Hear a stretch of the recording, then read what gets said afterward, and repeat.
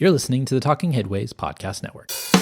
Talking Mondays. Keep moving on. Keep moving on.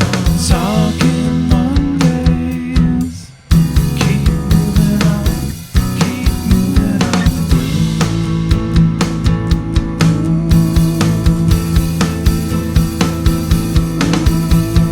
Talking Mondays. Keep moving on. Keep moving on.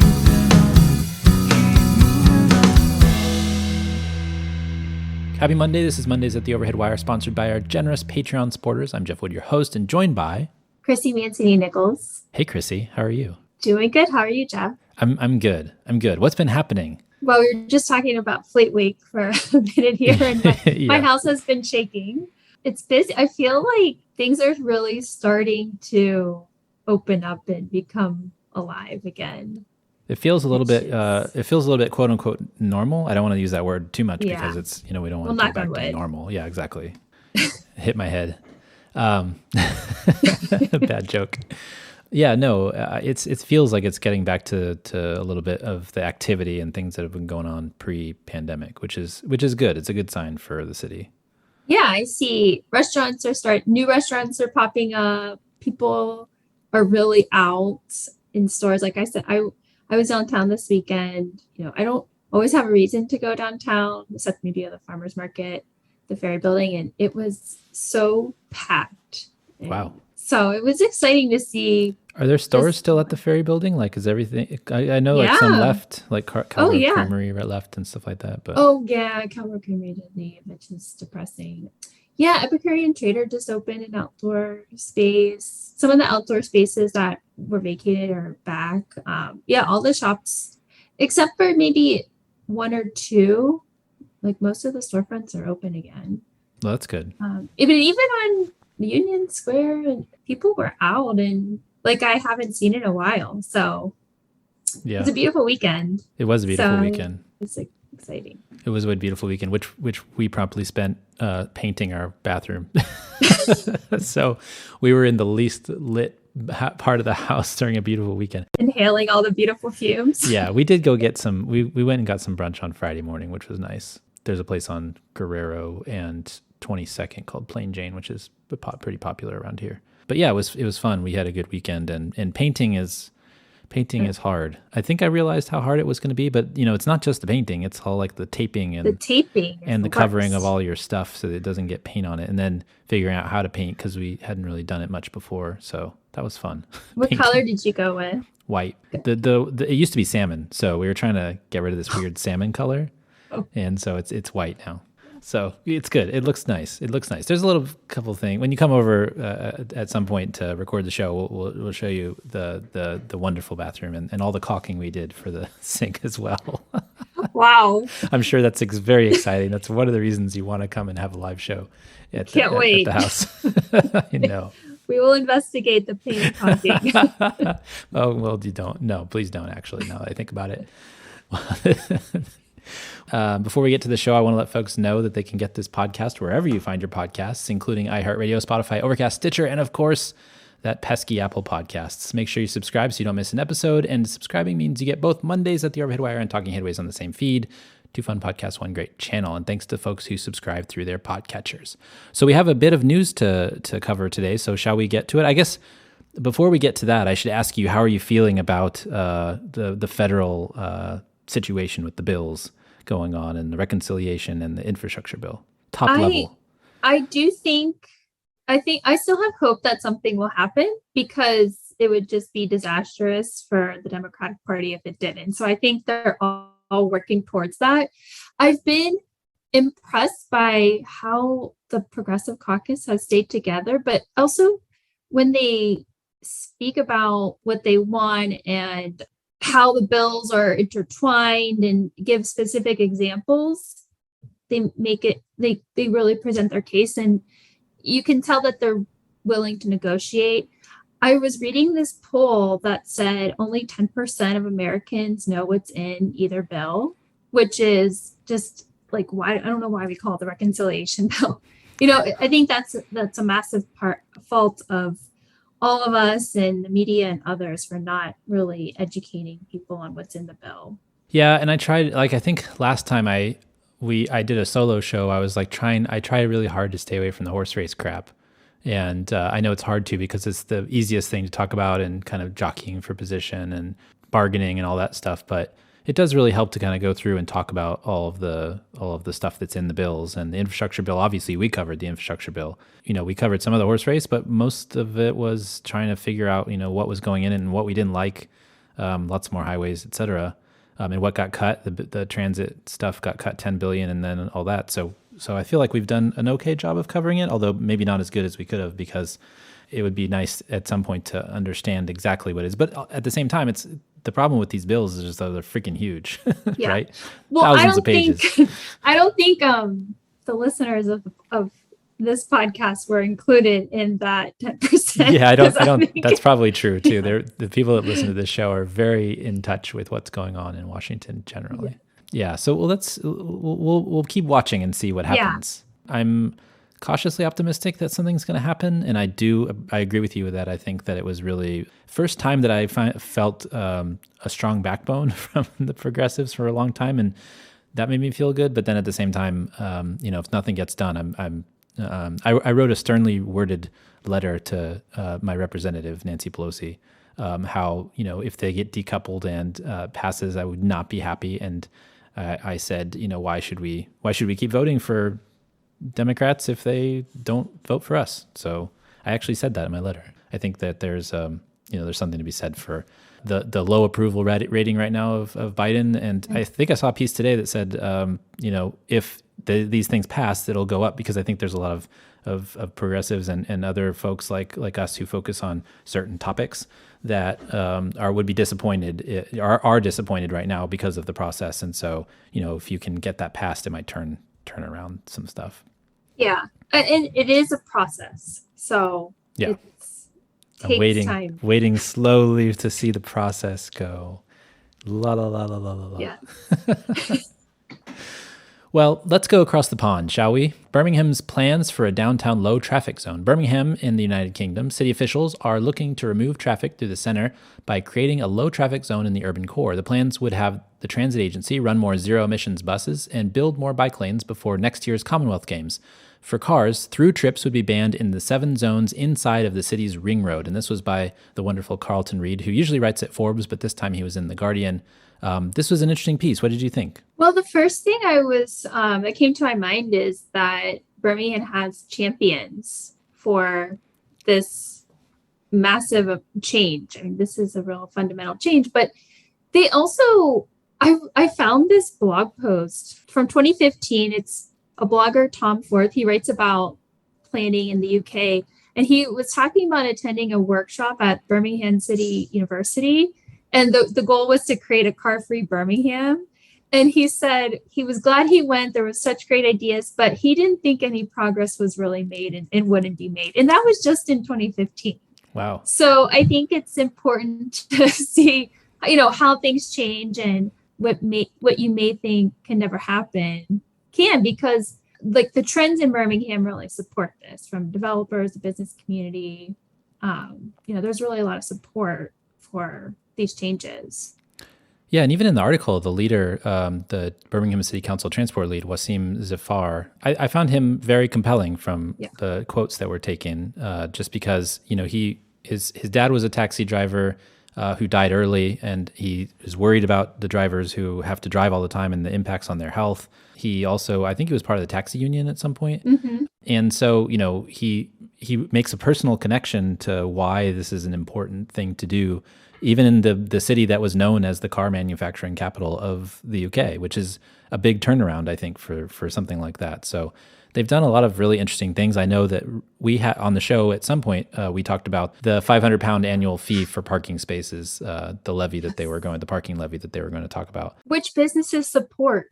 Yeah, they support it, which is surprising, because a lot of times people don't want to pay extra taxes or extra 500, but I think they understand what a car-free downtown would do. And, I think that's a really big thing. And like you said about the leadership, I think if you have people like this leading and telling personal stories and making it about what people get out of it, then it's going to be a different conversation than what's being quote unquote taken away. Yeah, and his quote was, "I didn't come into politics to win popularity contests," and he does make this personal appeal. But if you look at even the British Commonwealth Games are coming to Birmingham, so that is also a push. But the city is trending younger. In parts of the city center, 80% of residents walk to work.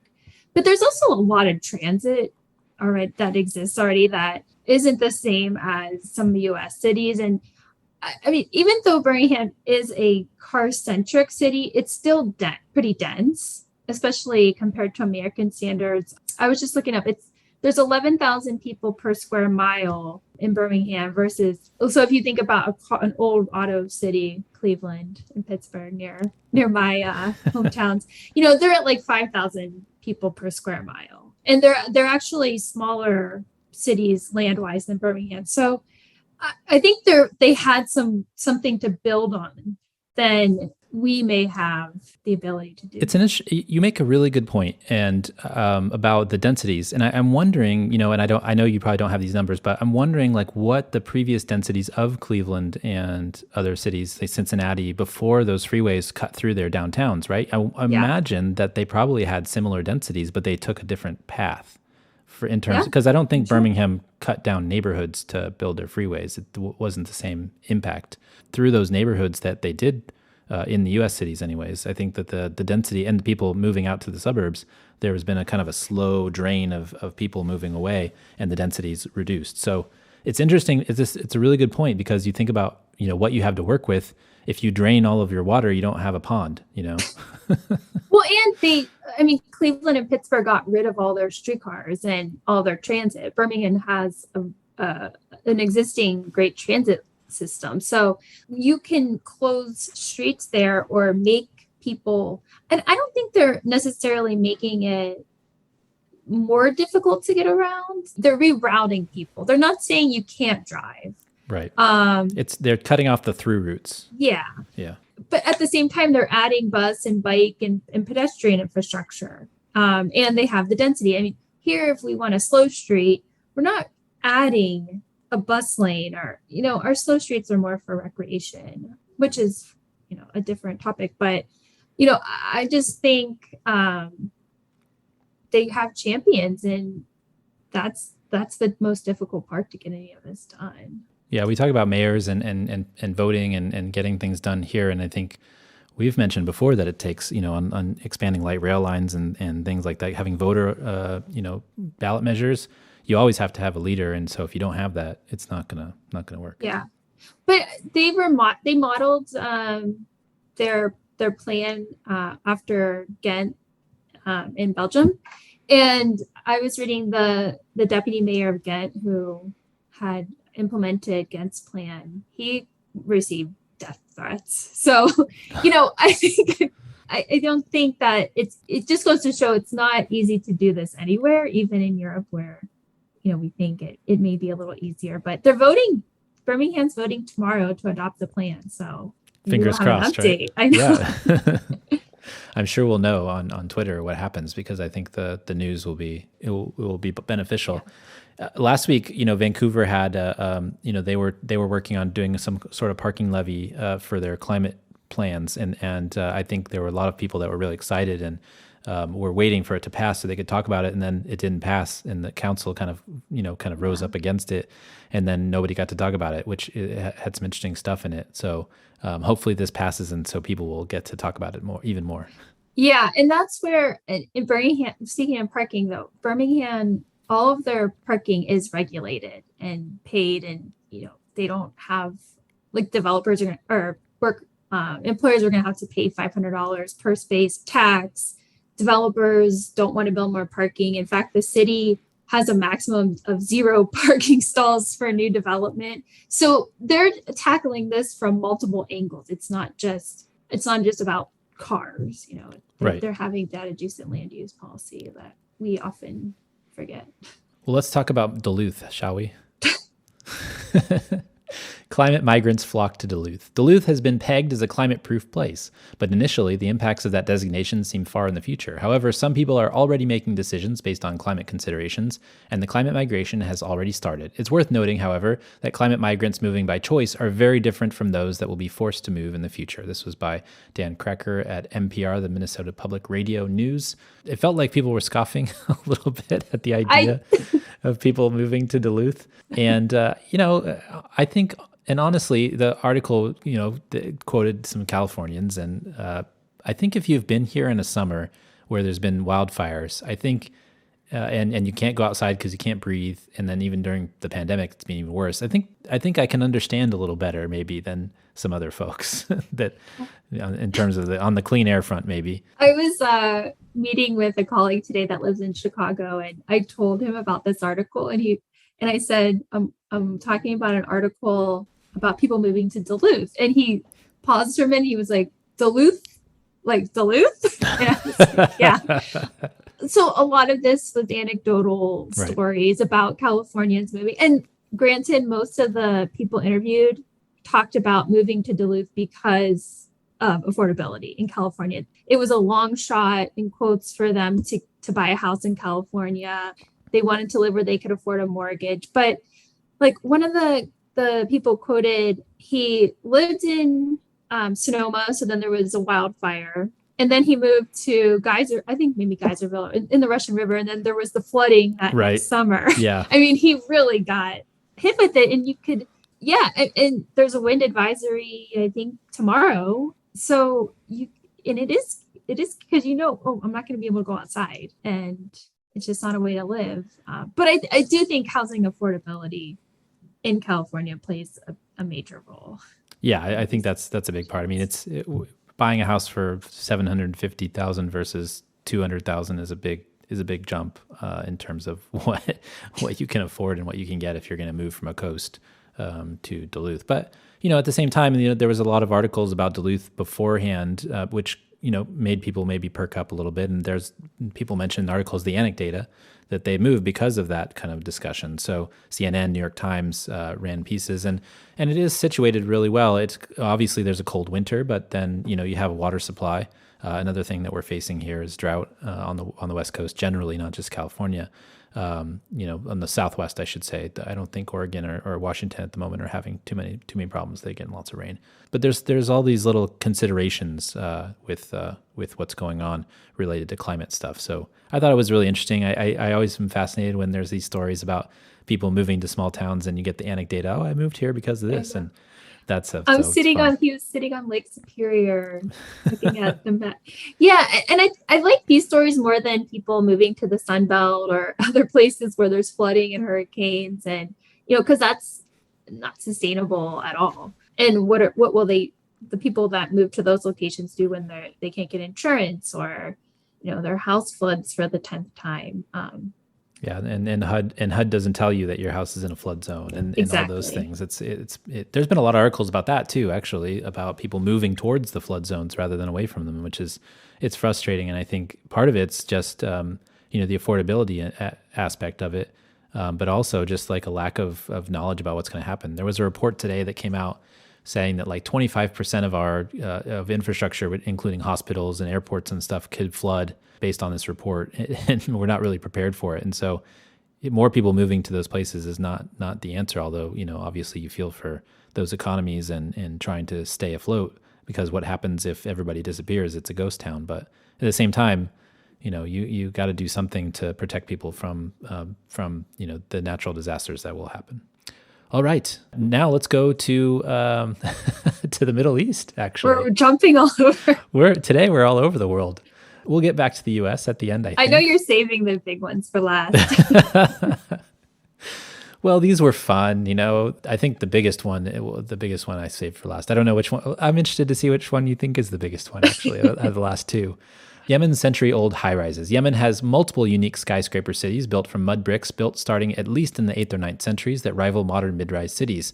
The buildings were constructed vertically because people needed more space behind the protective city walls and wanted to preserve prime agricultural land. The buildings are sustainable and well-suited to the desert climate.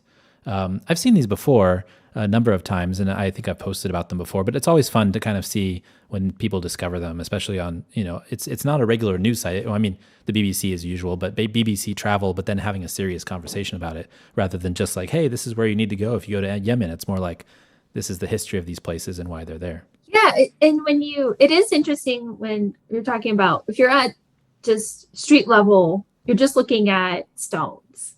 But then you look up and there are these magical, like the artistry and the craftsmanship that went into these buildings.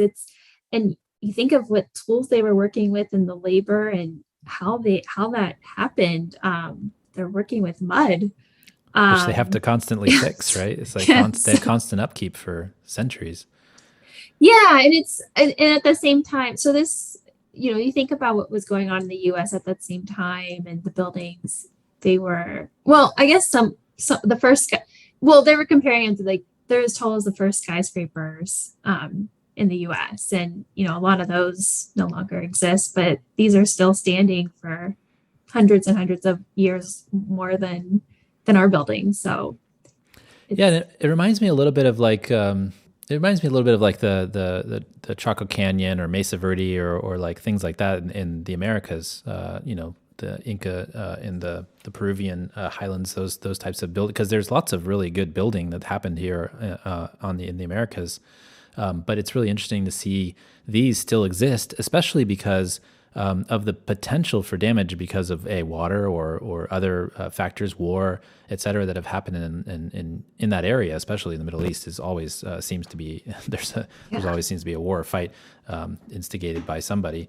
And so it's interesting to see that they're still around. And also, I mean, it's a great example of like natural architecture. And I think that's something that we don't do as well these days, is building these buildings that adapt specifically to the surroundings. The really interesting part of the article talked about the Ronald Rail, the professor, UC Berkeley professor of architecture, talked about how the bricks actually during the day, it's like a thermal sink.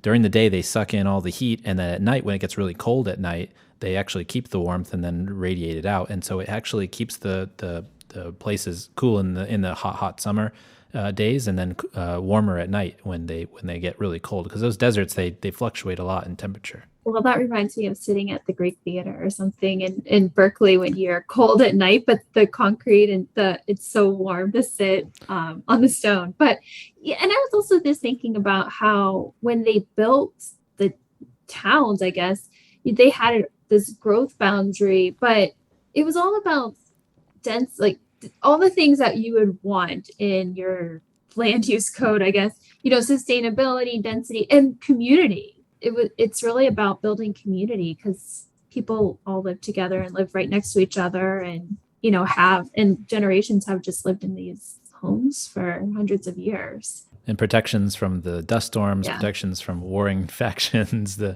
all that stuff. I would love to visit sometime. There's so many places around the world. I think I've probably mentioned this many times, but I wish I could live to thousands of years old so I can go and live in all these places. But this is one I've seen. Every time I see it, I want to go, and I just kind of have to visit with the YouTube, because otherwise, it's hard to get to for us. And I also am wary of the over-tourism aspect. If it did open up, or if it was more stable of a place, Yemen, for that matter, it would be frustrating if it ended up being kind of like Venice, where the over-tourism is actually hurting the place rather than keeping it the same way. Maybe it's best that we stay away, but I'd love to go visit there, and like Petra in Jordan and things like that. I mean, there's so many amazing places around the world, especially from an urban planning standpoint. I mean, early on, there's so many places that we could learn from and see for ourselves, but it's hard to do. I don't know. Is there somewhere in the world that you would like to go that you just can't? That I just can't? Yeah, just from either a geopolitical standpoint or reason, or just kind of it's off limits to us. I mean, Iran is one for me. I was gonna say, like, to see the old Persian Empire, and I think that would be so cool. But yeah, or even when you look at Iran, like the mountains and just the topography is so beautiful. But I don't think might be tough to go there. Okay, which project or which article do you think I got next? I'm gonna go with Eno next. Good choice. Good choice. The case against mega projects and mega contracts and mega transit projects. Large public works and infrastructure projects can cost billions, but just because the project will cost a lot overall doesn't mean we should bid it out as a single project. Projects that have come under budget around the world, such as subway lines in Spain, did so because the projects did not have a single big contract, but several smaller ones that promoted competition and protected projects from disruption. This was by Paul Lewis from the Center for Transportation. They've been doing this report and this discussion. There's a couple of actually efforts. There's the Marin Institute, and then the Center have been working on thinking about construction costs of subways and transit lines. And this one, they've been kind of trickling out information. But this was an interesting finding, I think, about the contracting for these mega projects. Yes. And as I was reading this, I just kept thinking of California high-speed rail, which it was just imprinted on my brain. And I don't know if you saw the article that came out yesterday, the news that California high-speed rail needs another $1 billion, which they have declined to discuss the reason for the cost overruns. But I see Ralph's name on the headline and I'm like, yeah. ugh. It's just like beyond frustrating. And I don't know. I was reading some of the recommendations from the report around, like having smaller projects. We just award billions of dollars in contracts to one firm, and then that firm can basically has all the leverage. I mean, the public agencies lose leverage because, look what happens in Maryland, or what's going on with California high-speed rail. But the other thing is this idea of having a public agency that can runs the project and has the in-house expertise. And, I've worked on a lot of public-private partnerships, and I saw this happen where the private side has all the expertise because this is what they do for a living. The public side might only do a public-private partnership once in a while, so they don't keep that skill at hand. So you're never at the same playing field. And what the one of the recommendations is that states and regions or cities need to create temporary independent entities that work on development agreements and construction and financing. And I actually tried to do that in Illinois, create this entity called Infrastructure Illinois. For about 4 years, I tried to do this. And it would have been a joint body in Chicago, there was this entity called the Public Building Commission that did all the development. Like it was like a kind of a design build group, but they had all the expertise on development and construction. And then there was the Illinois Finance Authority that for the state and for even locals did all lots of bonding and, all the financing. We had, I can't tell you how many forums and meeting with businesses and when I worked at Metropolitan Planning Council at the time, our board and the city and the state. Infrastructure Ontario, which we tried to model it after, is very similar, where they can do all this joint procurement and they save a lot of tax dollars because they can procure across cities. And if they're all building bridges, they can do one procurement. And one of the reasons we just could not do it was because the locals did not want to give up any control. They said, well, we want to pick our color brick. And this was cited in the study about in New York, they want a certain granite and it has to be molded and cut a certain way. And there's only so many granite producers that do that. And it's just really frustrating when you see all that customization. It comes at a cost where, Madrid's building subway stations for 30 million. Ours are 500 million. Right. So yeah, I don't know how you get around it. Yeah, I don't know. I mean, that's the thing. I mean, so Seattle just finished their Northgate extension, and I think they've been kind of a good example of what you can do if you have a program where you're just building out continuously for, now it's been a decade and more, and you have that, you're probably starting to get that in-house expertise, and so you start to kind of have that. But if you're just doing one project at a time, that's just not. And that just feeds into the kind of the contractor industrial complex, as it were, because you're not necessarily, if you'd have to bring people in, it might be for a couple of years, and then they'll go because you're not going to build another line, or you build one line every 10 years, has been the kind of the case in a lot of these regions where as in, if you're doing multiple big projects at a time, if you're in LA or in Seattle right now, you might actually have a better chance because you have lots of money from the sales taxes that you generated, but also that money that you're getting from those sales taxes allows you to make progress with your in-house team. So I think that's really important. I think that's a really important point. And I mean, you can even make deals like Peter Rogoff did with the feds to lower your interest payments by $500 million. But he knew how to do that. Exactly, because he used to be at the FTA, and he Yeah. was writing at the infrastructure. He was in the committee, right? He was like the main person. So that's the kind of expertise that gets those kind of results in terms of cost savings. And so, I think I agree with you. I think we need to have some, and they do this in France too. I mean, when Eric Eidlin came on to talk about high-speed rail in France, that's what a lot of the stuff that he talks about is like having these central organizations that do station planning for the French state, that do transit planning for the French state. They do station area design for the French state. It's like maybe just like the federal system, because it's so large, it's like hard to get the money from them, but also the expertise from them. It's like these smaller places like Spain and France might actually have a benefit from being smaller because they can control more. Like they want to have more local granite. Well, it'll be the Spanish granite, and then it'll all be over Spain, right? That type of thing. So, it's frustrating to see that we're spending so much of this stuff, especially when these other countries are doing so much better and building. Like I think the article says 141 to 112 million dollars per mile, as compared to U.S., which is like 500 to $1 billion a mile. Central Subway being one of those crazy, 1.6 billion or something like that for a mile. Crazy. Yeah, and at the same time, they're building.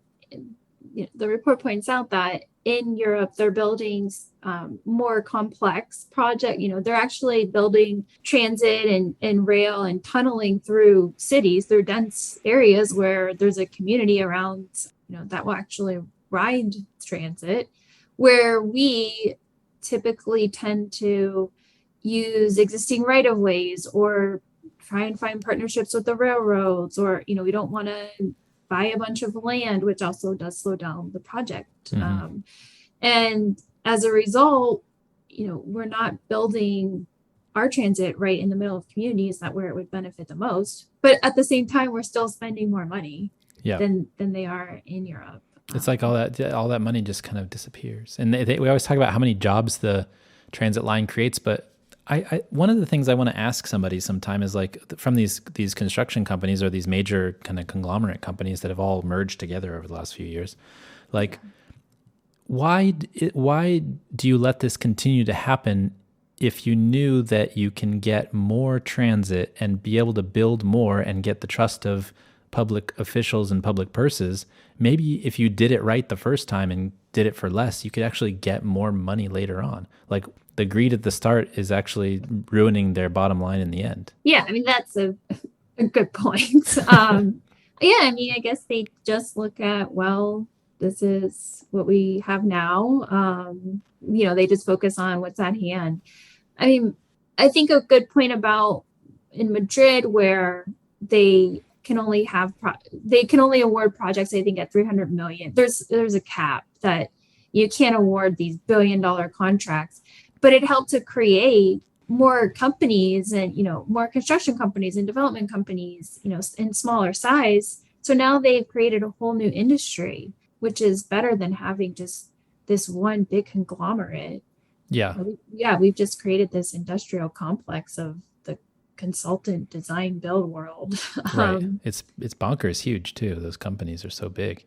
So a couple of little details that I think, and you just mentioned one of them, but the findings I think people will find interesting, and they should go into the report to check this out if this is something that's interesting to you. But no more, the sections shouldn't be more than 2 miles basically that you're bidding out. You should kind of procure a subway station separate from the tunneling contracts, and make sure you get the expertise at the same for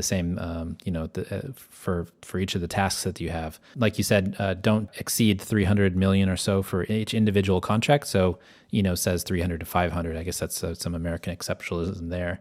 But all of this allows the agencies to have more leverage when dealing with each individual contractor. And, you have so many contractors that bid for these things. And I mean, this from just like from having to go do interviews and having to bid for contracts and trying to get projects in cities, that eats up a lot of the bottom line of these companies too, is like a lot of the money that they're bidding for is like some of it goes back into their their procurement for their own projects and stuff like that. Like I feel like that's probably part of it too, is like you spend millions of dollars on this project thing and you might not get, and so the next one you have to make it up on the back end on some other project, right? Yeah. So well, I mean, I don't get to do that because I'm a planner, but yeah, I mean, for these large companies, they that definitely happens.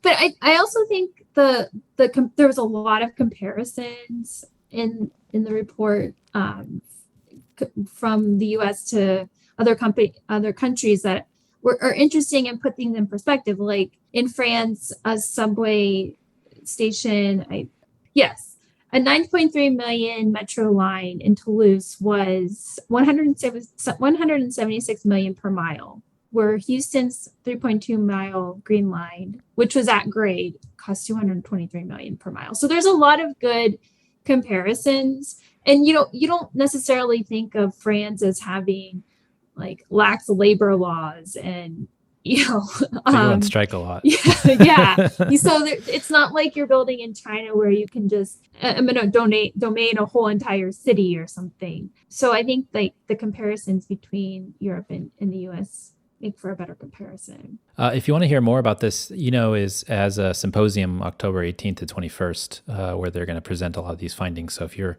in the cost-saving world or you're interested in transit projects, they're having that. It's also at the same time as Railvolution, and which I'll be attending. Yeah, me too. And I'll see you there. I'm presenting on Thursday. Okay, I'll be there for sure. But I never quite understand why, I guess, especially in this world of Zoom, why they overlap all these good conferences. I think this happens every year anyways. October is conference month. And so it just kind of happens. But October 18th, 21st, is going to be presenting. Okay, let's get to this last piece. And finally, there's a great Washington Post piece about how AASHTO gave a Livability Award to a 12-lane freeway in Utah. You all know about this debate about the future of transportation and diminishing value of urban highways. Has been going on for a while, but this is a good piece about how a younger generation is pushing back against the narrative that state DOTs have pushed for over half a century. So this piece was in the Washington Post. It kind of pitted AASHTO and NACTO against each other, which I guess that's okay, because that's kind of why NACTO was formed, because they got tired of listening to all the other trade organizations say like your stuff doesn't matter. So NACTO was formed, and now we have this discussion on Twitter when AASHTO, I should say, the American Association of State Highway Transportation Officials, when they post a project that they say won a livability award, and they show you a freeway with a bike lane next to it that nobody wants to ride on, and everybody kind of jumps on it for the ratio, and their responses are fascinating. Fascinating. I'm curious what you thought about this kind of generational / urban versus state DOT, mashup. So I really thought it was a joke. I legitimately thought it was a joke. Like it was an Onion article? Yeah. I mean, I thought they were joking. But when you think about it, I can see why AASHTO would think that these projects improve quality of life, because cars are moving faster. Ding, ding, ding. And I don't think they expect, clearly they didn't expect this to happen, but I think Beth Osborne pointed out that they feel the pain of like this ping of, whoa, we're getting some pushback. Because I think for AASHTO, you throw in some concrete, you call it a bike lane, and it's multimodal. But okay, but there's two issues. Okay, state DOTs, who works there, and I'm not claiming this is all state DOTs, but where, for the most part, where they're located, they're often not in the most populated urban city in a state. So the people that they attract aren't people riding transit. I can't tell you how many times I tried to explain to state DOTs that we shouldn't widen Lakeshore Drive. We should have a bus lane. And you're talking to people who literally had never been to Lakeshore Drive, but were making these decisions. And it's beyond frustrating. But there is this disconnect between the state DOTs and like what's going to actually transform our transportation system. But I think the other issue is the state DOTs just have to take their orders from elected officials and from governors who just want congestion fixed and fix it now. And, or Congress, where fixing congestion is just roads, because senators who are calling a lot of the shots don't ride transit or bike. For so long, our bike and pedestrian funding was the Transportation Alternatives Program. And, just calling it that, alternatives, and Congress allocates money to state DOTs who dole it out locally, but then they allow state DOTs to transfer the bike and pen money to highways if they want. Even though you have this, even if you have innovative DOTs, they're still responsible to elected officials. Like in Illinois, when the former head of the MPO in Chicago, Randy Blankenhorn, became the Secretary of Transportation, he was as forward looking as a head of a state DOT that you would get, but he had a governor who was still proposing to spend billions of dollars to build a new road in Chicago. I think there's just a lot of disconnect because of those reasons. And it's hard to change. Yeah, it is hard to change. It is like turning around an aircraft carrier. But at the same time, I feel like there's so much information about what causes all these deaths and on roads and stuff. And by this point, you'd think it a little bit of malpractice to not kind of look into that and see what the actual causes of all those collisions are, whether it's on a 4-lane freeway in the middle of nowhere or on an urban street. It seems like, we've talked a number of times on the show about, again, talking about the MUTCD and a number of those things where the regulations and rules that are on the road, and they say, they're kind of got these people in these positions of making decisions that don't want to change. And so that's part of it too, I'm sure there's plenty of engineers at DOTs that are forward thinking, or they went to a school that taught them, a different way of thinking, or they have all of the NACTO guides. But for many others, it feels like they just don't want to change, and they're hiding behind these kind of rules and regulations that have been there for a really long time. And it doesn't feel like they want to change or want to educate some of the elected officials that, they get elected. Obviously they have to listen to their constituents, but many of the times the constituents don't understand either. There's always a fight over whether you should widen a road or whether bike lanes are good or whatever else, but we know what makes a safe street. And so there should be something to be said about having a general way of design. And it goes back to that discussion we were having about costs of transit.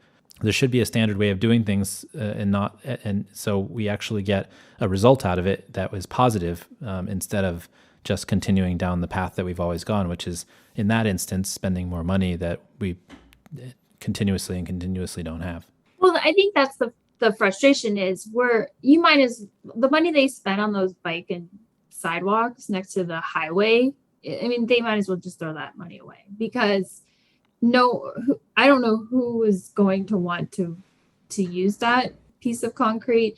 And then the other part is, then people will see that no one's using it, and they'll say, oh, why we spend this money on that bike lane? No one even uses it. I never see anyone ride on that bike lane. We should have spent the money on the highway. And I think that you make a good point, is we haven't educated people on why widening. I don't think people know that widening a road will only lead to more congestion. We haven't done a good job of explaining to people why that's not the case. I think most people think, oh, we're going to get a new traffic lane, so my commute will be shorter. But, at the same time, this award in Salt Lake City, people that live, is it Lehigh? There's no transit. There's no other way to get around other than driving. So you can't blame the people that live there. And it's really just the bottleneck at that one location. It's not some massive investment just for that one place, but there's no, where people are moving to in Utah or in the Salt Lake City suburbs, the light rail doesn't extend to those places. So we haven't given them a real alternative to driving. And the reason we haven't, I still think the reason we haven't done that is because you have Congress who mostly favors rural, people in Congress mostly represent rural places or have like a mindset that isn't urban, and they allocate funding based on what they know. And, when Congressman DeFazio says he had a great transportation bill and a bunch of rumps in the Senate screwed it up, I mean, It's true. 100% true. And, they'll say, well, we're giving transit more money than we ever have. It's still not anywhere near what we need to make a transit system that really works for people so they don't have to drive. And we're still giving roads more money. So until we change our elected officials, Democrats who would, more likely vote for a bill that doesn't allocate more money to roads than transit, who could have been voted in from Maine or North Carolina, Democrats didn't win those places. So you're left with Joe Manchin leading your infrastructure bill. And those are the consequences. And that's hard to change. Especially in the current system. Yeah, it's frustrating. I agree with you on all that stuff. It's just DeFazio had a really good bill, and it would have changed a lot of the rules and regulations and how we spend money and what the rules of the road are for that matter. But then it got thrown away because it was not that part of that bipartisan gang of 10 that was mostly from rural states talking about transportation. So that's the hard part, and that's where the money goes, and then the state DOTs have to allocate on that. So it's a kind of it can be a circular conversation. It kind of goes back and forth, but just thinking about where the money comes from, who has the decisions to spend the money, who's trained to design the roads, goes back. Should they educate the elected officials? And it's like this kind of circular, doom scrolling. But the other thing that you mentioned that it frustrates me. You mentioned people saying, "Get it done." We want to have this bipartisan bill. I saw people even from urban areas saying, this is good because we gave you more transit. Why aren't you happy? Here's your cake. Why don't you eat it? It's not about that. And I saw so many people that are, I don't like centrist, but so many center people saying, well, I don't understand why the progressives are so upset. And then people telling them, and they're like, well, that doesn't make any sense. And it does make sense to us, but it doesn't make any sense to anybody else because of the education portion of it. It's frustrating for us to only get Amtrak money that's only going to be used on the Northeast Corridor or only going to be used for service that already exists versus actual, transit service inside of cities that's actually going to make a difference for regular riders, right? That Amtrak money isn't quote unquote transit money. It's not the same thing, but they're just like, we gave you more money than before. Why aren't you happy with that? It's not, it doesn't work like that for us. Yeah. And that's such a good point because I keep hearing this commentary of you got all this infrastructure money with COVID. You're getting 1.9 billion in infrastructure. You're getting somewhere between 1.5 and 2.5 billion eventually in, I'm going to say reconciliation, but whatever is the better word. And the budget bill, I guess. Yeah, budget bill. Why wouldn't you take that? And yeah, that's a lot of money. That's the frustrating part is all of that money is not going to really transform it's not going to transform our transportation system. It's why the transformation for the climate bill is electric vehicles. It's very much inertia. Yeah, it's like cars 2.0, but not really. I think we know the answers. I think I don't know if you saw the maps from Chris Winters. Chris Winters has the blog. It's called Liberal Landscape, and he created all these maps that showed car-free households by census district. Yeah. You probably saw them, and it's like, of course, it goes by rail lines and not like bus lines. We have a lot of bus service in the U.S., but a lot of it isn't fast or reliable. And even in San Francisco, I could walk faster sometimes than the bus goes because it doesn't have its own lanes. We know what works. It's just this inertia. Until we start to have some change in Congress, it's tough. At USDOT right now, we have one of the best U.S. departments of transport. Like the people there right Staff, now are, you couldn't ask for people that align with everything we're saying. You couldn't ask for better people who know what they're doing, know how to make these changes. So it's not like there's inertia there. And they will have a lot of discretionary oversight and competitive grants in the infrastructure bill. So that is one positive thing. All right. Well, we will see what happens with the bills. They're going to happen or they're not going to happen. And I'm going to be on the roller coaster ride with my hands up. Yeah. Well, no, I mean, I think we haven't really until December. Yeah. Well, until the debt ceiling. The debt ceiling is going to get. That's the wall before Christmas. So. All right. Well, this week and every week, I want to thank our generous Patreon supporters. You guys are awesome and keep the show going by listening and supporting each month. This show and Talking Headaways wouldn't be here without it. So thank you very much. And you can support the show by going to patreon.com/theoverheadwire. We've had people sign up each month during the pandemic. So we're super appreciative of that. $2 a month gets you some stickers and a handwritten note, $10 a month, and a bus only scarf.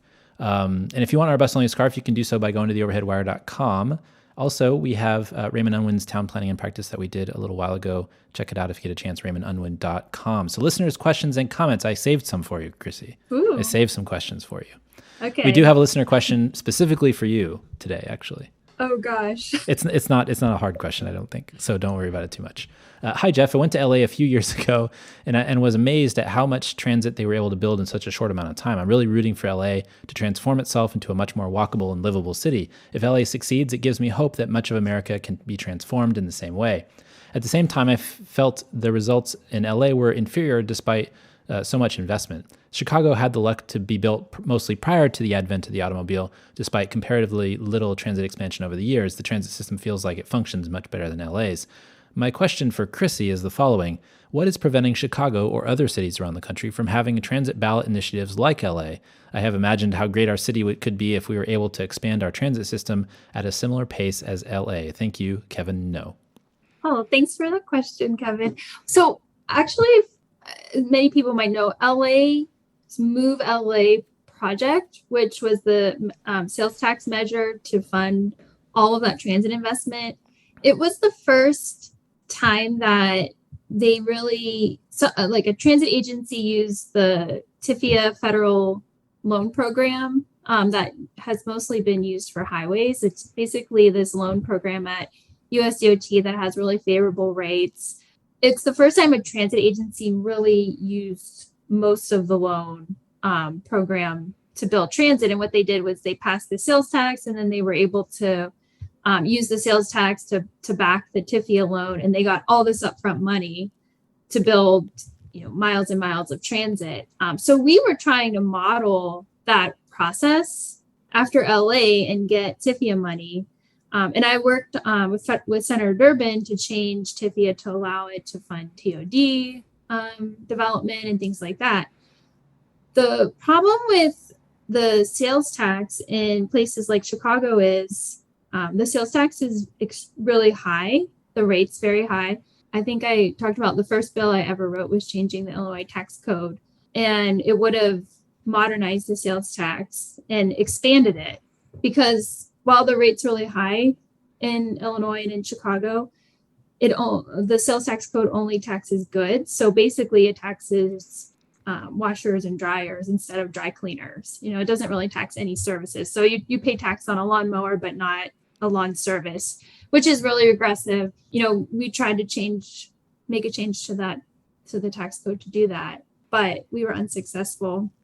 So basically Chicago's sales tax is one of the highest in the country, and there's really no appetite to increase it. But if they expanded, so we were focused on expansion for the state as a whole, but also for the Chicago Transit Authority, because I modeled that they would get about 200 million extra revenues a year if they just expanded the sales tax to a limited number of services that other states tax. But even getting that passed was challenging. So, that's one of the reasons why it's just hard to expand those taxes. It's really interesting in some of those cities that have high sales taxes or they have caps, right? Or like limits on what, how much. In Texas, for example, you can do a cent sales tax for transit, but some cities use half a cent for general kind of investment in their city, or they use the whole cent. You don't have to use it for transit. And so there's a fight over, say, Dallas and its suburbs over whether you can get that cent for transit expansion. And so there's a the discussion about that. I know that today I posted a piece actually that Denver, there's some people in Denver itching to put a cap on their sales tax too, the rate anyways. And so if you have those caps or the inability to expand from that because you have kind of a conservative legislator, or if you have high tax rates, it gets really hard to do any big projects with sales tax increases. If you start out at 6-7%, it's easier to do than if you're already at 10 or 11%. Sales tax too. I mean, 10% is it's high. It's high, yeah. And we did those schemes too, where the city of Chicago, like a cent goes to the city, and then the suburbs we get. The suburban counties got half a cent, but they could also fund their local road projects. We gave them some flexibility, just to try and get support. But I mean, the sales tax is so regressive, and it's so easy to come out against, because you could say, well, you just get a million constituencies that are attacking you. So it just comes down to it's hard to pass new taxes. Yeah. But we did pass a gas tax increase and change the income tax. So progress. Progress. All right. Jeff, you were talking about a possible redesign of the bus-only scarf. While meditating, an idea came to me. Leave the front alone and go and for the bus-only side, change it to active transit. Maybe with the color changing from red to green with white stripes, like a combination bike path or a zebra crossing, though I don't know if it would be too much. And what about offering it in a summer scarf version that Roughneck has? Then people could wear them all year round. That's a good idea. So this is Jeremy. Idea. Jeremy wrote in. I was thinking it is hot kind of for those soccer scarves, especially in like warm weather cities in the summertime. Here in San Francisco, you can wear probably a scarf every day if you wanted to, just because of the weather, especially when it's foggy. But for most places, in the summertime, I know that at the soccer games, they still wear them anyways. And it looks like I've been watching some games in Austin at their new stadium with their new team, and they look hot. People look hot with their scarves Not on. hot, actually hot. Yeah, like temperature hot. I mean, they look good with their scarves too. Yeah, they're nice green color, green and black. But yeah, that's a good idea. Trying to think about different things that we can put on the scarf, because the bus only scarves. I think that we need more designs and more different scarves, not just bus only. So we were thinking about some good ideas. A summer scarf might be a good thing, or one of those kind of the ones that you get that are a little bit more. Maybe not flamboyant's not the right word, just like, kind of like fluttery, or you can wear them with anything, or jeans and a t-shirt. You can wear a scarf, What about if sometimes I have a scarf that I tie around my neck, or like Parisian? Yeah, so exactly. I like that. Yeah, I'll think about that. We'll think about what to do. Well, if you have a question or comment, feel free to tweet at us or comment on any of the social sites where the podcasts appear. Feel free to email me at theoverheadwire@gmail.com. Finally, Puppies and Butterflies is the part of the show where we talk about something fun, interesting, or maybe just didn't fit in other sections. Chrissy, do you have a Puppies and Butterflies? Well, I was talking a little bit about this earlier before the show. If you have a chance to read the New York Times Daily today, they talk about Clement Street in San Francisco and in the Richmond, and how it's the original 15-minute city. And most of the businesses survived the pandemic, and there were a lot of closings because of that. And I thought it was just, every time I go over to Clement Street, it's so fun. There's so many little just nooks and crannies I always see something new, and anything you could imagine. You can get the best croissants in the world, like better than Paris. And you can also just get that's high praise. Oh yeah, there are. Or you can get like tchotchkes, or go to the movies, or or best dumplings or Burmese food, and it's Burmese is good. Yeah, and they still, like, people Green actually work there. Green Apple Books. Yeah, I love going to Clement. It's so great. Such a great street. But yeah, it's a great street. Lots of really cool stuff going on there, like the markets and stuff, and all the pet stores and the food stores. They've had a number of really good restaurants. Like you said, the Burmese restaurant is one. I make trips specifically to Clement Street to go to Burma Superstar, even though we have a kind of a similar one over here in the Mission. It's the same company, but it's still it's not the same. A good trip. It's not the same. Well, that's cool. That's really good. I like that. It's in the New York Times. It was in the New York Times Daily this morning. Well, I found this piece last week. Did you hear about this dog named Boji in Istanbul? No. Yeah. So there's a dog named Boji, and his name is after Bogi, which is like the train trucks, right? The train wheels that are underneath trains. But he takes transit all over the city. And so he has a little microchip inside it so city officials can track where he goes now. And but he's just kind of a stray dog, and he goes and takes transit all over the city. He travels about 20 miles a day, and he's on the trams or the subway, or he's even been on the ferry as well.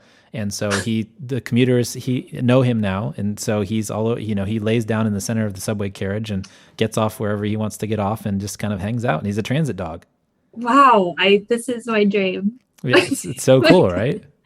Does he live in the subway system, or I'm not sure. Does he walk up and down steps, or does he just keep getting on trains? No, he gets on trams and on trains and on buses, and he takes the system, right? Like not just the subway. He's all over the place, and I don't know where he sleeps or what that. I read a couple of articles trying to get kind of a fuller story about it, but just this one didn't mention where he slept specifically, so I couldn't tell you. But yeah, Boji, I think it's Boji, Bogi, the dog in Istanbul, the transit riding Istanbul dog. Pretty cool. Well, I take Bob on transit fairly often. Bob on transit. That sounds like a good kid's book. Yes, Bob on transit. Bob on transit. Well, Chrissy, where can folks find you online? On Twitter at Mancini Chrissy and at mycuriouscity.com. Awesome. And you can find me on Twitter at The Overhead Wire, at theoverheadwire.com. Thanks for joining us at Mondays at The Overhead Wire. Thanks to our generous Patreons for sponsoring this week's podcast. Thank you for Chrissy for coming on. And we'll see you next time. Talk